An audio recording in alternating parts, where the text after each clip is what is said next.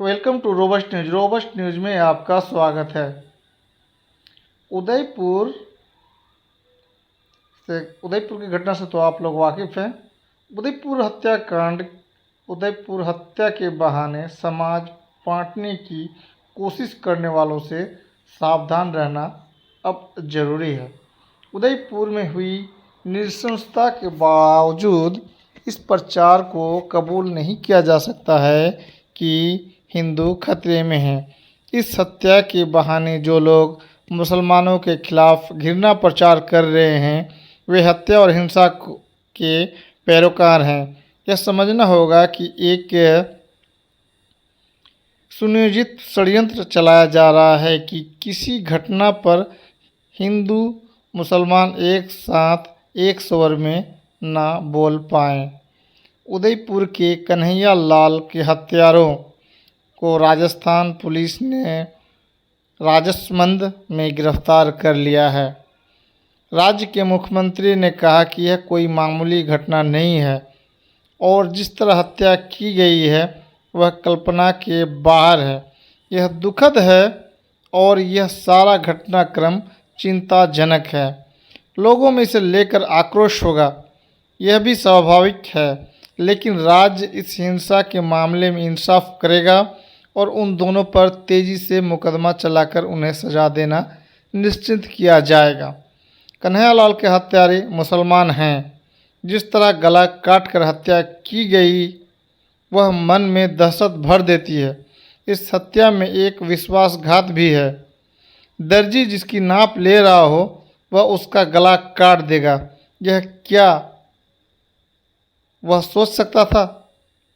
इसके बाद क्या दुकानदार और ग्राहक के बीच के रिश्ते में संदेह पैदा हो जाएगा?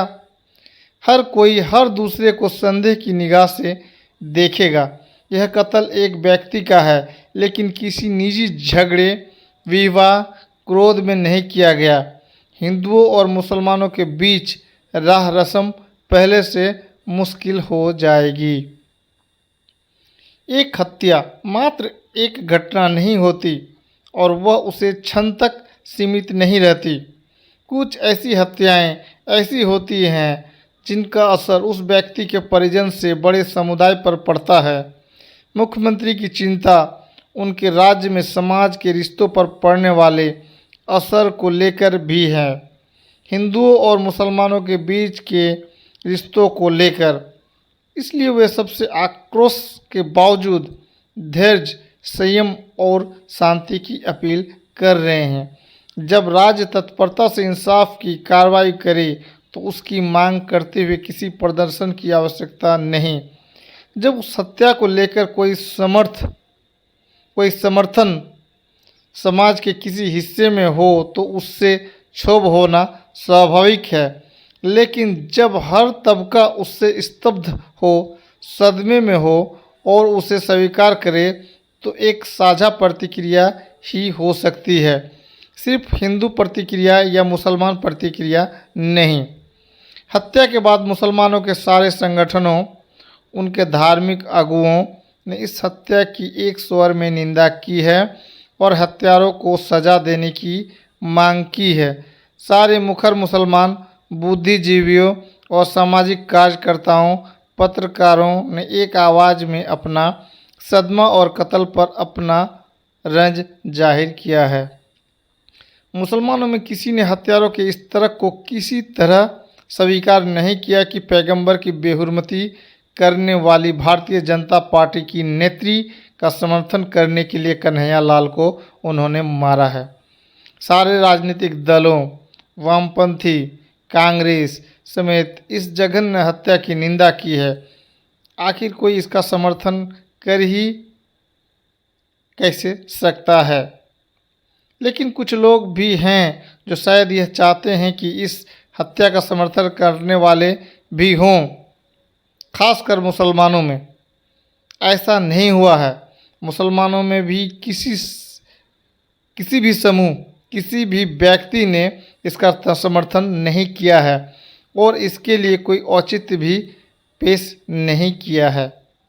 यह ठीक है कि पैगंबर मोहम्मद साहब के अपमान वाले टिप्पणियों के लिए भाजपा के नेताओं के खिलाफ कानूनी कार्रवाई की मांग की जा रही थी, लेकिन किसी ने खुद उन्हें सज़ा देने की बात कभी नहीं की। यह बात अलग है कि उस अपमान को अनेक लोग भाजपा नेताओं की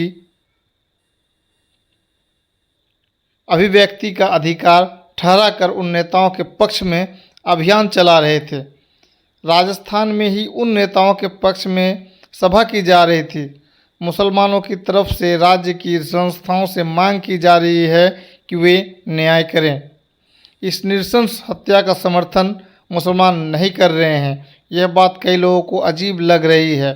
आखिर उसे राजसमंद में जहां के हत्यारे पकड़े गए हैं, शंभूलाल रेगर एक हिंदू ने कुछ उसी तरह अफराजुल एक मुसलमान का कत्ल किया था, उसे टुकड़े टुकड़े कर मारा था, उसकी फिल्म बनाई थी और उसे व्यापक हिंदू समाज में उनके आनंद के लिए प्रसारित किया था। उस हत्या ने पूरे देश में सनसनी फैला दी थी। मुसलमानों में उससे दहशत फैल गई थी, लेकिन उस समय और आज तक उस हत्यारे के लिए एक बड़ा समर्थन हिंदू समूह में था और है। हत्यारे की प्रतिमा बनाई गई, उसके पक्ष में हिंदुओं की एक भीड़ अदालत में पहुंच गई और उसे अदालत पर भगवा ध्वज लहरा दिया। हत्यारे की वकालत के लिए चंदा किया गया।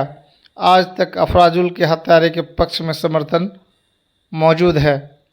क्योंकि इस प्रकार की प्रतिक्रिया तब हुई थी, आज कल्पना की जा रही है कि मुसलमान हत्यारों के पक्ष में भी मुसलमान खड़े होंगे। मुसलमान हत्यारे के पक्ष में नहीं, उसके खिलाफ हैं। वे उस पर सख्त कार्रवाई की मांग कर रहे हैं। ऐसा होता ना देख यह कहा जाएगा कि जो अफसोस या निंदा कर रहे हैं वे सच नहीं बोल रहे, वे मन में हत्यारे के साथ हैं। इस तरह समाज को बांटने की साजिश की जाती रही है और वह अभी भी की जाएगी।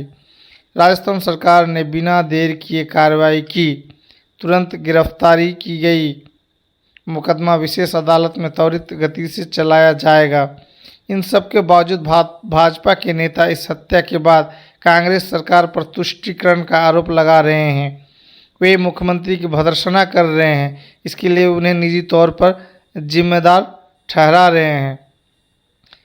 ये वही लोग हैं जिनका कहना है कि 2000 में गुजरात में लगभग 2000 हत्याओं और लाखों लोगों प्राय मुसलमान के विस्थापन के लिए वहां के तत्कालीन मुख्यमंत्री को जवाबदेह नहीं ठहराया जा सकता, बल्कि जो ऐसा कहता है वही अपराधी है। जैसा अभी तीस्ता और श्री कुमार की गिरफ्तारी पर खुशी का लहर से जाहिर होता है, इस हत्या के बहाने मोहम्मद जुबैर की गिरफ्तारी को जायज़ ठहराया जा रहा है।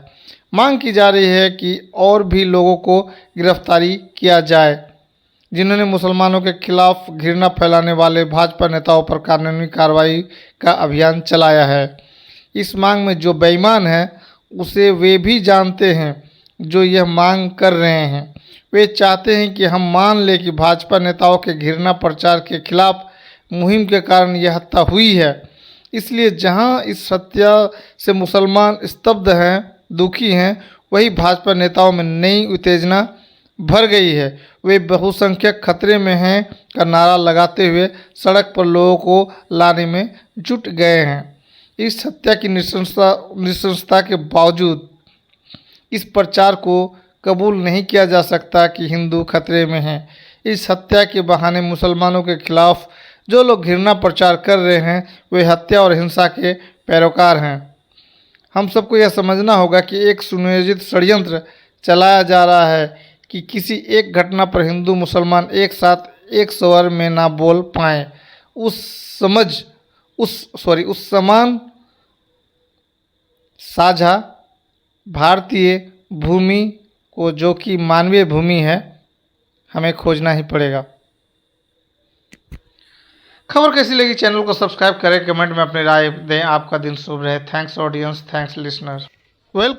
Welcome to Robust News. Robust News में आपका स्वागत है। बने रहेंगे चैनल पर।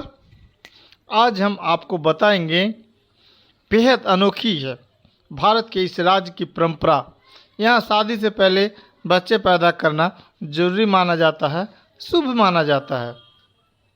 भारत में आमतौर पर शादी से पहले बच्चा होना अच्छा नहीं माना जाता है। हालांकि भारत में ही एक समाज ऐसा भी है जहां शादी से पहले बच्चे पैदा करना वैध माना जाता है। चलिए बताते हैं आपको इस अजीबोगरीब परंपरा और समाज के बारे में। छोटा सा रिक्वेस्ट है, अगर आप चैनल पर नए हैं तो चैनल को सब्सक्राइब कर लें। हमारे समाज में शादी से पहले बच्चे पैदा करना किसी पाप से कम नहीं माना जाता है। एक लड़की के लिए शादी से पहले गर्भधारण करने पर समाज में बदनामी के सिवा और कुछ हाथ नहीं आता है। खासकर भारत में इस बात को काफ़ी अलग नज़रिए से देखा जाता है। लेकिन भारत में एक ऐसा राज्य भी है जहां शादी से पहले बच्चा पैदा करना एक परंपरा है, एक ज़रूरी है और एक समाज का हिस्सा है। शायद आपको सुनकर ये थोड़ा अजीब लगे, लेकिन ये सच है। चैनल पर बने रहेंगे, पूरी खबर आपको हम बताते चलेंगे। भारत के एक समाज में ऐसा होता है जहां शादी से पहले बच्चे पैदा करना वैध माना जाता है। चलिए बताते हैं इस अजीबोगरीब परंपरा और समाज के बारे में। ग्रासिया जनजाति में निभाई जाती है यह परंपरा। ये एक ऐसे समाज की कहानी है जहाँ शादी के पहले बच्चे पैदा करना शुभ माना जाता है। यदि शादी से पहले यहाँ बच्चे पैदा ना किए जाए तो यह अपशकुन माना जाता है। सुनने में थोड़ा अजीब जरूर लगे, लेकिन यह परंपरा भारत के ही राज्य राजस्थान में 1000 वर्ष से अब तक चली आ रही है। जी हाँ, यह परंपरा उदयपुर के सिरोही और पाली में रहने वाली ग्रासिया जनजाति में निभाई जाती है। यदि आप इस परंपरा को करीब से देखेंगे तो आपको इसमें आज के लिव इन रिलेशनशिप की झलक नज़र आ जाएगी, जिसे हमारा समाज गलत मानता है। इस जनजाति की परंपरा के मुताबिक लड़के और लड़कियां अपनी रजामंदी से लिव इन में रहते हैं और बच्चे पैदा होने के बाद ही एक दूसरे से शादी करते हैं। जीवन साथी चुनने की पूरी आज़ादी। परंपरा के नाम पर ग्रासिया जनजाति में 2 दिन का विवाह का विशेष मेला लगता है। इस मेले में लड़का और लड़की दोनों एक दूसरे को पसंद करते हैं और बिना विवाह के एक साथ रहने लगते हैं। इसके साथ ही बच्चे के जन्म के बाद ही अपनी इच्छा अनुसार शादी करते हैं। यहाँ लड़का और लड़की को अपना जीवन साथी चुनने का पूरी आज़ादी मिलती है। ग्रासिया जनजाति के लोगों की मान्यता के अनुसार कई वर्ष पहले इस जनजाति के 4 भाई कहीं और जाकर रहने लगे थे। इनमें से 3 ने शादी की और एक लड़का लिव इन में रहने लगा था। केवल लिव इन वाले को छोड़कर किसी के बच्चे नहीं हुए थे। तभी से यहाँ के लोग इस परंपरा का पालन कर रहे हैं। इस परंपरा को दापा प्रथा कहा जाता है। खबर कैसी लगी? चैनल को सब्सक्राइब करें, कमेंट में अपनी राय दें। आपका दिन शुभ रहे। Thanks audience, thanks listener.